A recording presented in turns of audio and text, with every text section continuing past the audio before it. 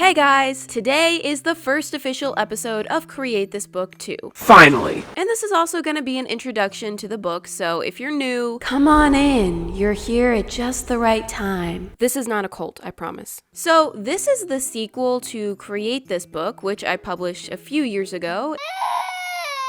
And I did a whole video series on that, which lasted 3 years.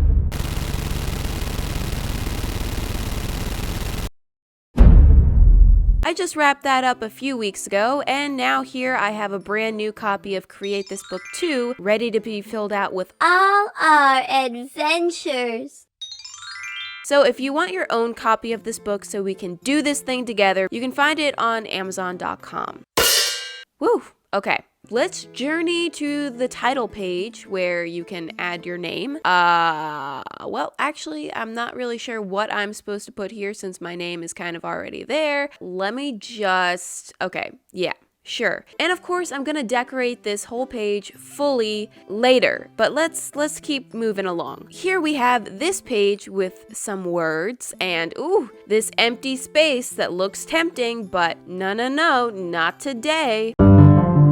Here's where we need to get. This is the tips and tricks page, and I'm actually going to take this time to demonstrate all of these tips and tricks. It says right here, check out Mariah Elizabeth's intro video on YouTube, and that's today. That's what I'm doing in this video. Wow! Starting with the cover, it's the exact same material as the cover for Create This Book, and I know some people have had some issues decorating it, so here's what I would say to not use on the cover.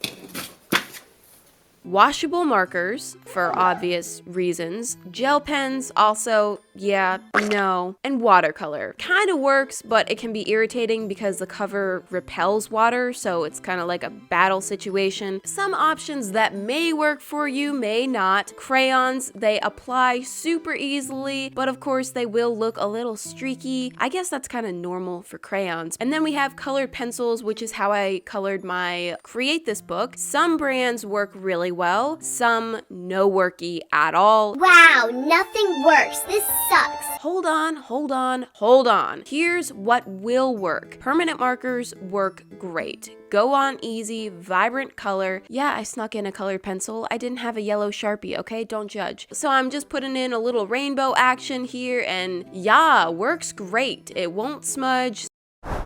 Why does it look like I'm not actually touching the book? Also, acrylic paint. You may want to do a couple coats, of course, but it should go on really easily, and you can get a nice bold color out of it. You definitely should protect the rest of the book while you're painting, but I didn't really care about that because this is just for demonstration purposes. Why did I say it like that? This isn't my actual book that I'm going to be using. I'm just using this for example. My gosh, my legs are asleep. Ow. If you're like me and you made a complete mess of those edges, that's okay. Use a black pencil to clean up your mistakes. Sorry. Sometimes I go into tacky tutorial mode. Of course, you can also use things like stickers and sequins and whatever else to decorate the empty space. Or if you're a control freak, me, you can kind of make your own stickers by drawing on a separate piece of paper and gluing it in. And once you've decorated to your little heart's content, you probably want to protect the cover with some sort of clear coat, or I'm gonna use packing tape because it's super durable and strong, and if you ever smudge paint or marker or chocolate syrup, I don't know, whatever. The point is you can keep it clean and never mess up your cover design. Now, if all else fails, you've made a mess, you hate it, it's terrible, we've all been there. Don't forget, you can just glue stuff on top to cover it up entirely. You can use decorative tape to cover it up, scrapbook paper. You don't have to keep the original cover. I'm not gonna be offended. It's your book. Make it look the way you want. This looks real ugly, but it's just for an example, okay? It's not even a real copy of the book, it's a proof. Now for the interior, we have a little bit of a different struggle. The pages are a little bit thin, so if you use things like markers, watercolor, Sharpies, this may happen.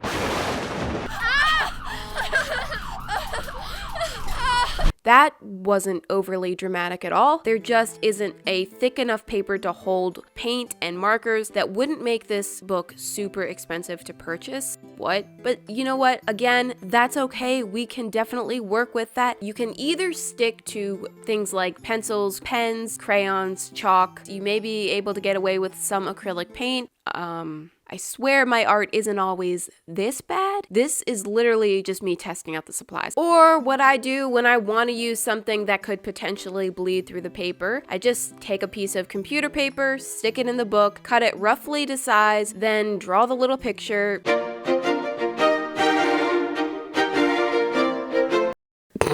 And then stick it back into the book. I usually glue the edge first, stick the edge in there, get it in place, and then glue the rest. Glue sticks definitely work best because they won't make the paper wrinkle. Trim it to size, and voila. You just use marker without suffering the consequences. Benefits: you can use marker on the back page without any problem because it's already double layered. You see what I did there? Yeah, we get it. Are you stupid? I'm a pickle. What's my thing with pickles recently? I ended up doing this for a lot of pages in my Create This book, and it worked out really well, gave me a lot of flexibility, it kept the book looking neat. I usually do this on pages that don't have the directions so that I don't have to work around them, but if you do have directions, put the paper underneath or cut a window out. You know, there are ways of working around the directions as well. Now, to protect your artwork, I like to use a thin layer of matte Mod Podge. This way, nothing gets smudged when you work in other places in the book. It just keeps everything nice and fresh and neat. Make sure you wait until it is fully dry before closing the book. I've made that mistake. It ain't pretty. You really only need to do this for things like pencil, crayon, chalk. Don't try it on washable marker unless you want to make your art cry. You can also use packing tape as I showed on the cover, but you don't really need that much durability for the inside, and the tape kind of acts weird sometimes, just not all the time.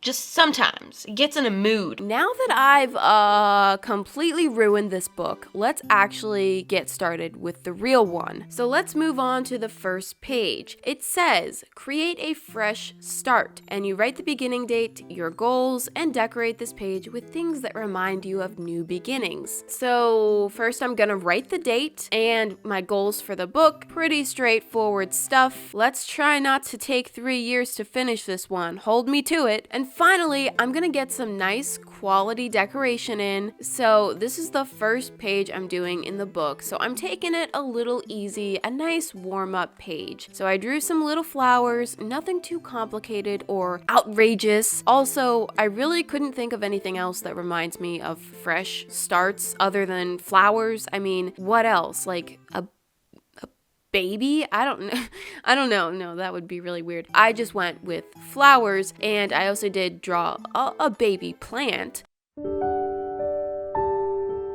And the coloring starts out real nice and normal and ordinary, but I was coloring this at like 3 a.m. after about 2 cups of coffee while listening to 90s TV shows, and things got a little wild. I added green to my purple flower. This is madness. And I did go a little crazy with the colors, but I think that the colors did make it a little bit more interesting and unique, so it's not like basic flowers, you know. Also, if you're wondering about the materials that I've talked about in this video, I'm gonna create a dedicated material page on my website so that you can find links to everything that I referenced here, and the link for that will of course be in the description. And yeah, I really like it. I think that this is a nice start to the book. Here's the final result. I'm very excited to continue filling out this book, but not today.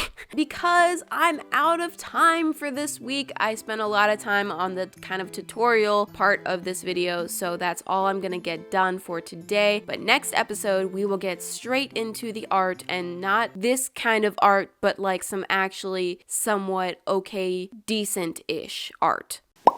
I am going to continue to feature artwork from Create This Book and Create This Book 2, so feel free to send me either. It doesn't matter. The email for submitting your artwork is in the description. I also really wanted to show you guys this adorable photo of this family who are all doing Create This Book together. I hope that you guys are looking forward to seeing the rest of this series. These videos, I'm pretty sure, will be posted on Mondays from now on. Thank you so much for watching, and I will see you guys on Friday. Bye!